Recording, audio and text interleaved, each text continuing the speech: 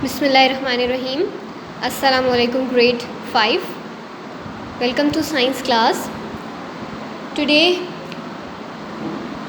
the day is 2 and the week is 3. We will cover our post chapter Staying Alive. We will study the remaining topics from this chapter, like growth, reproduction, excretion and nutrition. Okay, open your book, page number 27. The first topic is growth. How human beings, how animals, how plant grow from a baby into an adult. As animal or plant grow, they get larger. Why they get larger? Because the cells are dividing inside their body, and with the passage of time, our legs, our hand start growing, and we grow into an adult. This process does not occur in a days, in a month, but it occurs in years. It takes a very long years to grow a baby into an adult. Next is each organism increases in mass and size as we are growing. During the developmental period, we are increasing in mass, our weight is increasing, and our volume, weight and length is also increasing. How we grow from the baby into adult? By taking in all the nutrition and the food, by eating healthy diet, just like fruits, vegetables, milk. Examples: it takes between 10 to 14 years for a baby elephant to grow into an adult. This is just like the case with the human beings. It requires between 15-16 years. During this year, a baby is turned into an adult. It passes from the infant to childhood, the teenage year into adult and adolescence phase. So for the animals, for the baby elephant, it takes between 10 to 14 years in order to convert a baby elephant into an adult, into the adult elephant. Sunflower reaches about 3 meters in just a few days. This is a very rare case with the plants in which the plant grow very rapidly. For example, sunflower is the only plant that grow within a week, in 2 to 3 weeks, to about 3 meters. The next topic is reproduction. The word re meaning again and again, and production meaning making. When the next generation is produced, this process is called reproduction. The production of next offspring is called offspring means the next generation. So the production of next generation, in which the first filial generation produces the next generation, the next baby, the next organism. This is called reproduction. It has two main types: sexual reproduction and asexual reproduction. In sexual reproduction, eggs plus sperm, eggs coming from the female and sperm coming from the male, combine together and form embryo. This process occurs in human beings and animals. Sexual reproduction requires the union of gametes, which are the eggs and sperm. It occurs only in human beings and animals. The next one is the asexual reproduction. Asexual reproduction occurs in some of the vegetables like potatoes.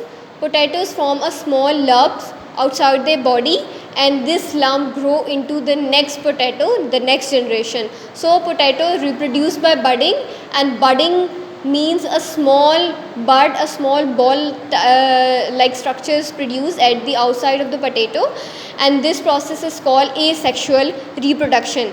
Asexual reproduction occurs in potatoes and some of the microscopic organisms, the organism which we cannot see with our naked eyes and only require microscope to see it.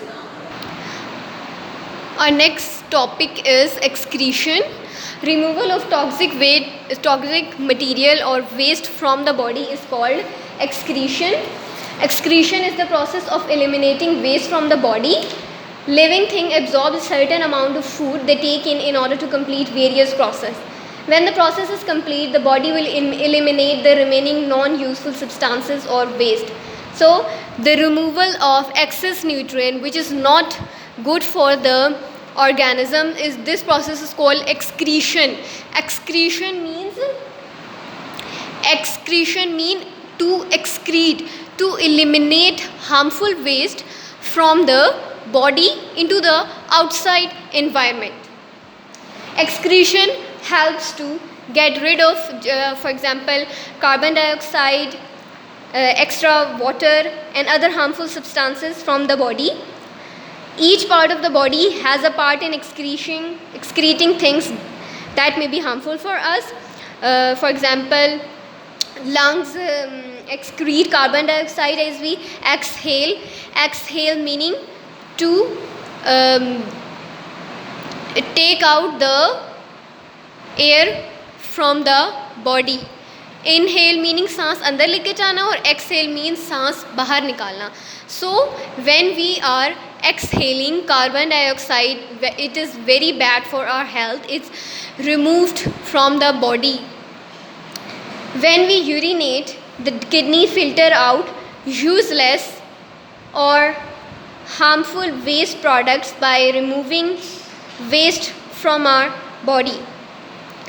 And when we sweat, harmful nutrients are, with the help of sweat, is removed from our body by utilizing the organ skin.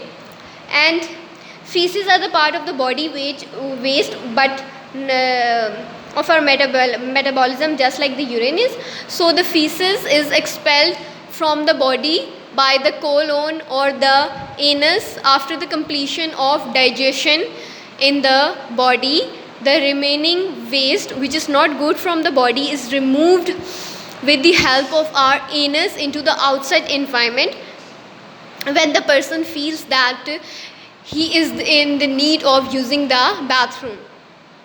Nitrogen waste is produced by all vertebrate animals. The type of waste that they produce will depend on where and how animal live.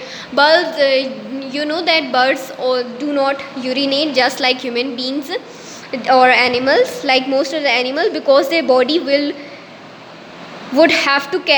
make them too heavy to fly. If they have to store urine in their body, they will become overweight and it will become impossible for them to fly. That's why urine is excreted from the body with the help of feces, which is just like a white dropping. Okay, white drops you can see on the roads and on the trees. These are the urine and feces excreted from the birds. The next process is the nutrition. Nutrition is on page number 33. All living thing must feed. Food is the substance which all organisms obtain the energy they need to live and carry out the other functions of a living organism. Food also gives the body what it needs to grow and repair itself. Nutrition is the science of food and how the body uses it. There are two types of nutrition, modes of nutrition: heterotrophic nutrition and autotrophic nutrition. Nutrition is the substance by which we take in food, and after the digestion, energy is produced, and this energy is very necessary for the organism. It has two types: heterotrophic nutrition and autotrophic nutrition. Heterotrophic nutrition occurs only in animal. Heterotrophic nutrition occurs only in animal because animal has to depend on other plants or animal to gain the food and to gain the nutrition. Heterotrophic nutrition is when the organisms obtain food from the bodies of other organisms. For example, herbivores. What are herbivores? Such as cattle, tortoise and sparrows eat plants. Herbivores are the animals that eat only plants. Carnivores are the animals that eat only flesh and meat, and omnivores are the animals that eat both plants and animals.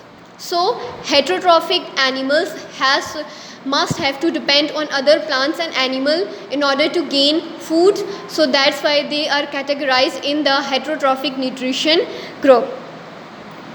The next is the autotrophic nutrition. Auto meaning automatically, the gaining of food automatically is called plants, autotrophic nutrition. Why plants are included in this category? Because plant obtain their own food, they prepare their own food, they don't have to take help from other plants or other animal, they prepare their own food. That's why they are categorized in the autotrophic nutrition. Autotrophic nutrition means the food which is prepared by the body itself. Plant does not have to depend on other animals or plants to obtain their food. So nutrition is of two types: heterotrophic nutrition and autotrophic nutrition. Heterotrophic nutritions, in heterotroph animal, they have to depend on other plants and animal in order to gain food. In autotrophic nutrition, the plants, the example is plant, and they obtain their own food, they make their own food. Okay, Allah Hafiz, thank you.